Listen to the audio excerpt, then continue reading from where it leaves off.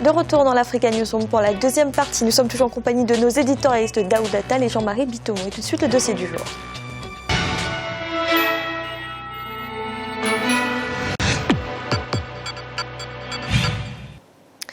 Le développement du secteur de l'élevage figure parmi les priorités du gouvernement équato-guinéen, une stratégie dans le cadre du programme de diversification économique.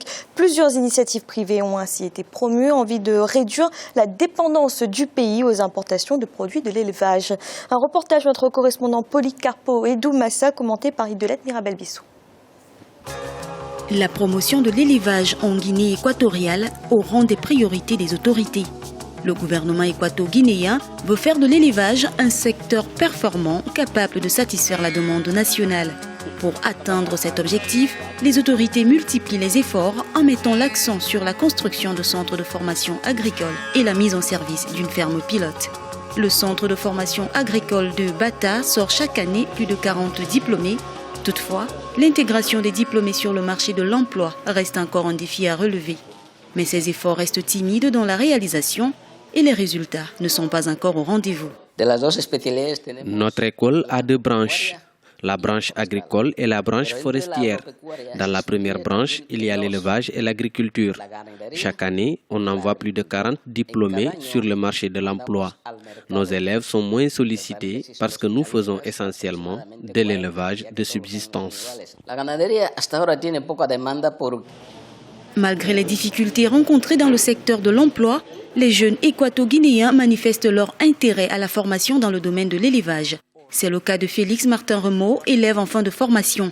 Pour Martin, la filière de l'élevage reste une vocation, même si le secteur est encore à la traîne dans le pays.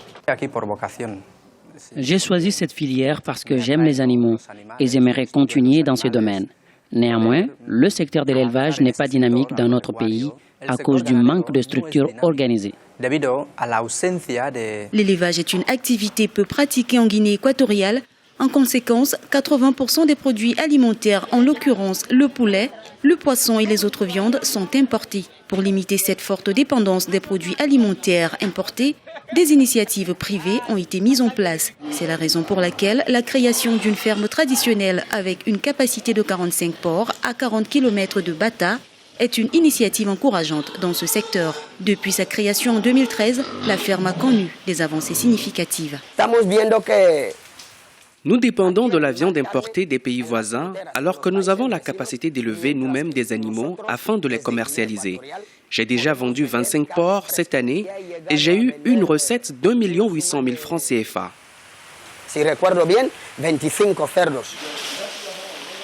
Malgré cette performance, les éleveurs doivent faire face à certaines difficultés, notamment en ce qui concerne la santé des animaux et les infrastructures. J'éprouve des difficultés pour alimenter mes animaux, tout comme en ce qui concerne l'assistance sanitaire. J'aimerais bien améliorer les installations des infrastructures de ma ferme. La Guinée équatoriale envisage d'atteindre l'autosuffisance alimentaire d'ici 2020. C'est pourquoi l'élevage est au rang des priorités du gouvernement. L'objectif est de diversifier les secteurs de rentabilité pour une croissance économique à grande échelle. Jean-Marie, la Guinée équatoriale importe 80% de ses produits alimentaires. C'est une urgence aujourd'hui de développer la filière.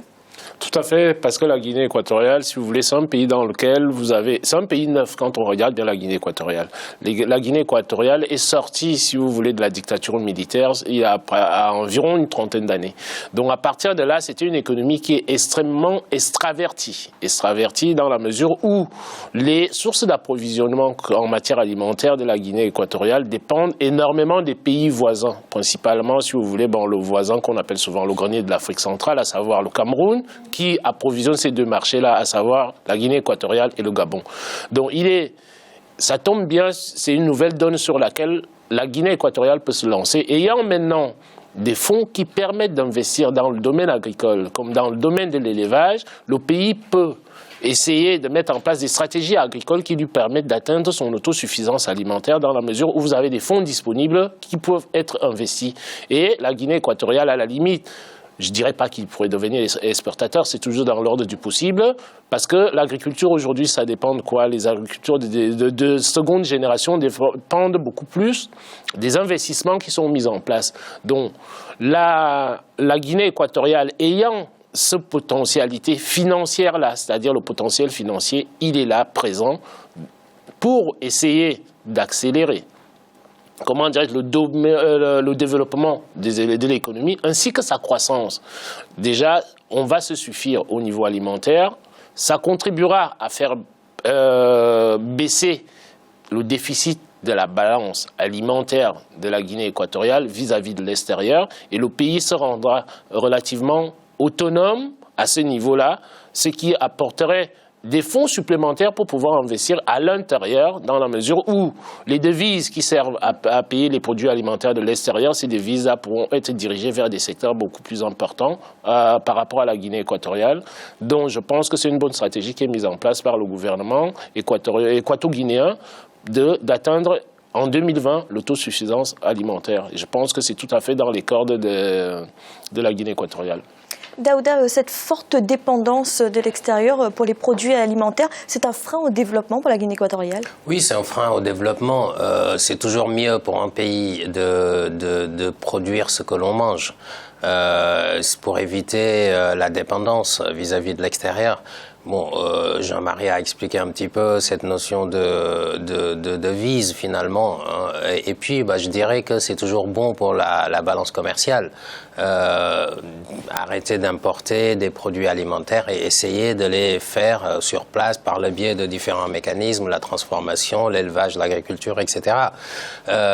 Donc ça, c'est quand même une politique à encourager dans tous les cas. Et puis, ce qui permet aussi d'éviter de subventionner un certain nombre de denrées parce qu'à l'import, ça devient plus cher. Et puis, tant qu'on importe, ça profite toujours au pays qui produit ce que vous importez.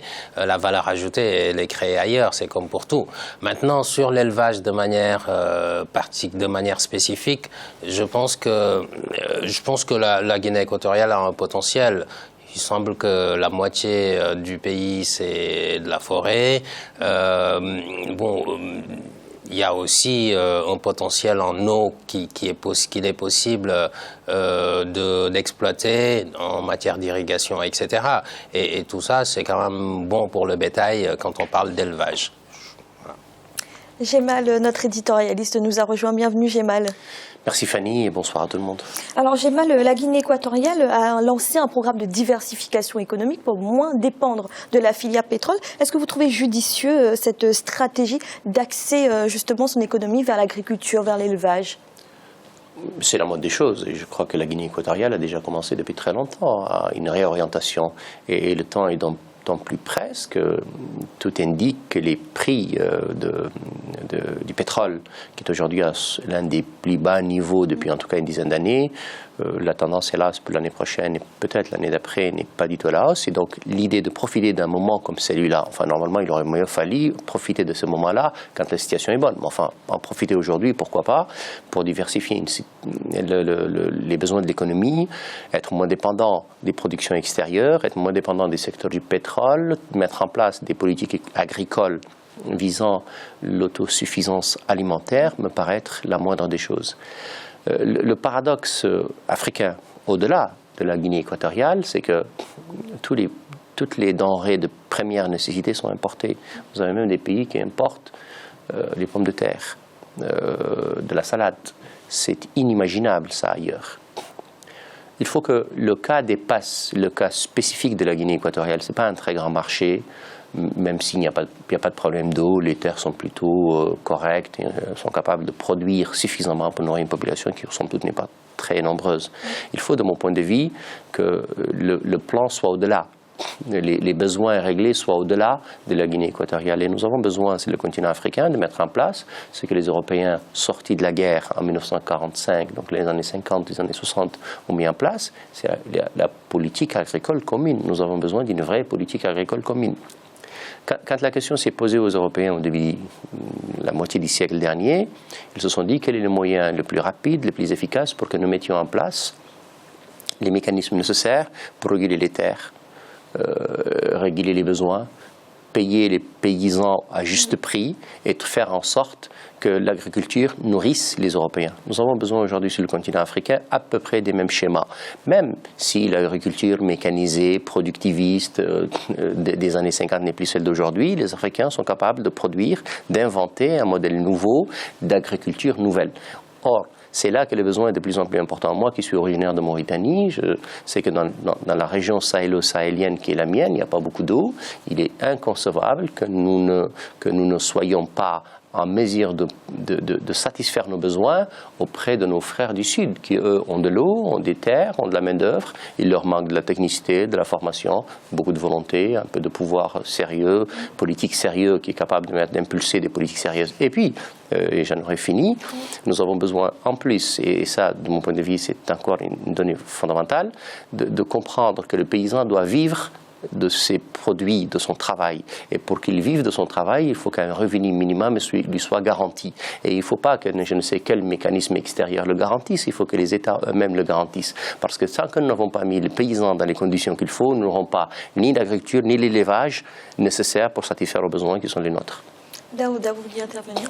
Oui, je suis d'accord avec ce que Jemal explique, effectivement, sur une politique agricole, en tout cas commune, pour les pays africains, ce serait intéressant. Et juste à ce niveau-là, faut quand même ramener la chose sur l'aide publique au développement.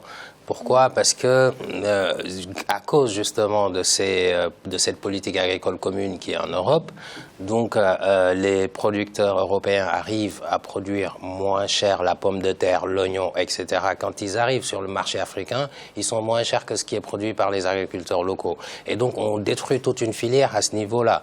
Et paradoxalement, ces mêmes bailleurs de fonds vont financer des politiques, vont soutenir des projets agricoles dans les mêmes pays.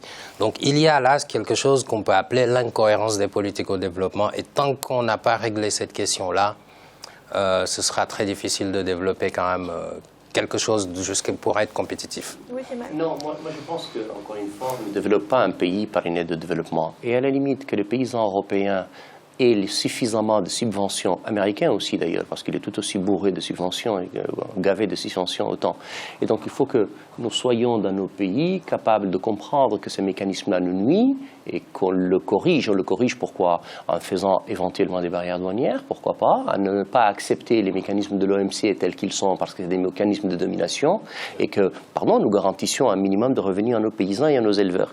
Que l'Européen, que l'Américain garantisse un minimum à son éleveur, il a raison. Il faudrait que moi, de l'autre côté qui reçoit ce produit, je mette en place un mécanisme tout aussi identique, sinon plus important, pour garantir ce qu'il faut à mon éleveur et à mon paysan. L'agriculture, est la base de tout. Je crois que Mao, de ce point de vue-là, a tout compris. Si vous voulez développer un pays, donnez-lui les moyens pour qu'une agriculture soit développée. Ce n'est pas la seule, c'est le premier. Jean-Marie, vous êtes d'accord, le développement de cette filière doit se faire au niveau sous-régional également ? Au niveau sous-régional, ça me paraît être une donnée très très compliquée. Tout simplement pourquoi ? Parce que vous avez déjà des déséquilibres. Là, on parle d'un pays comme la Guinée qui se situe en Afrique centrale. Tout à l'heure, Jemal vient de prendre le cas de chez lui en Mauritanie.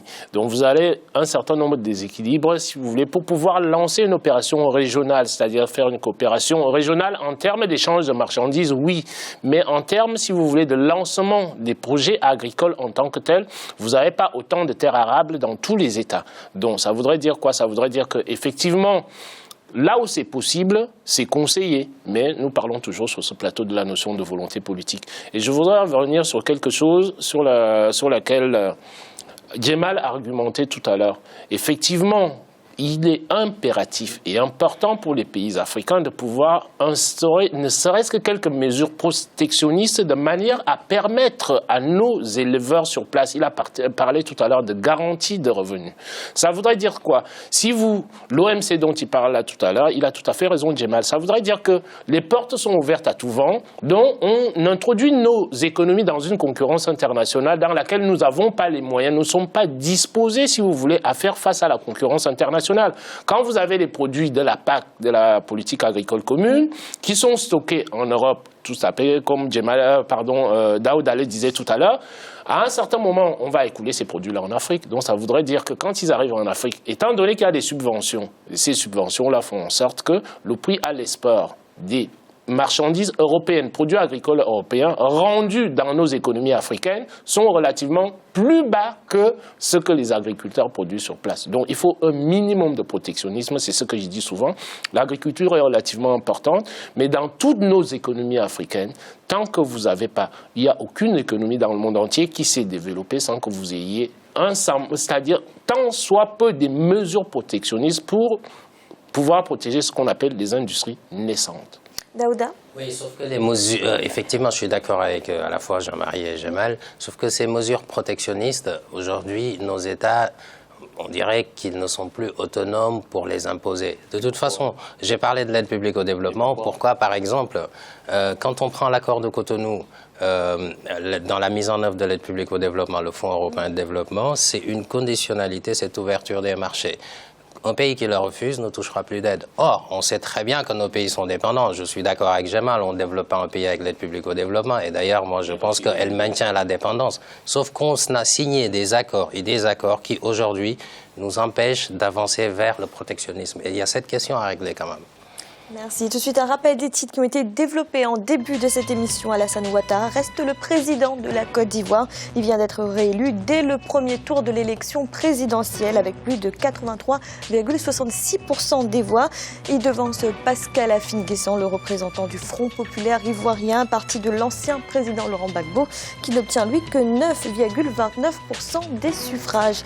Et le groupe d'experts de l'ONU sur la République démocratique du Congo remet en question le bilan de l'armée contre les FDLR. Depuis le 28 janvier, l'armée congolaise mène seule une offensive contre ce groupe armé, puisque Kinshasa a suspendu sa coopération avec les casques bleus. Nous allons marquer une nouvelle pause. Un instant, la troisième partie de l'Africa News Pro.